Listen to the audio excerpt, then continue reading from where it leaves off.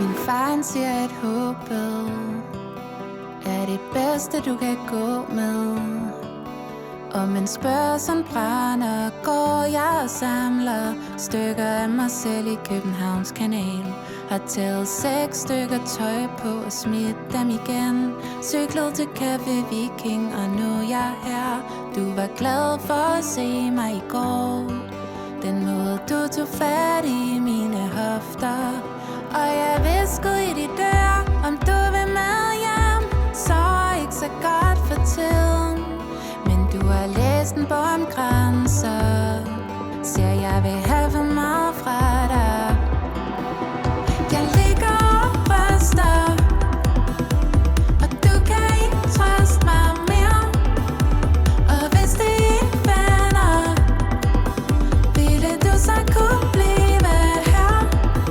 Det er okay, for du vil så gerne give alt det du har i dig. Det er okay, og du kan ikke trøste mig mere. Du holder fast i at et forhold med et formål er farligt for noget, og et forhold ikke forholder sig til mere end det der sker lige nu og her. Og et samtykke kan forsvinde hvert sekund, for vi er ikke en plan, en strategi, må jeg forstå.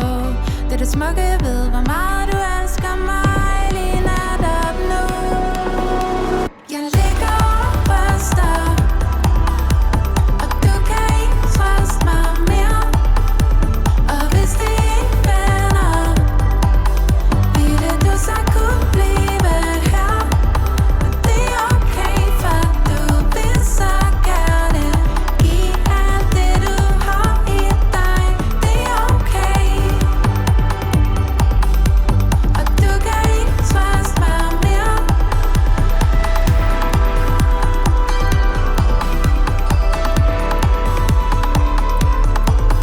Det er okay, det er okay. Jeg tror ikke jeg forstår sammenhæng mellem håb og sorg, men det når jeg nok. Kan være jeg bliver så stærk, for min far er nok en af de gladeste jeg kender. Selvom han som ung mistede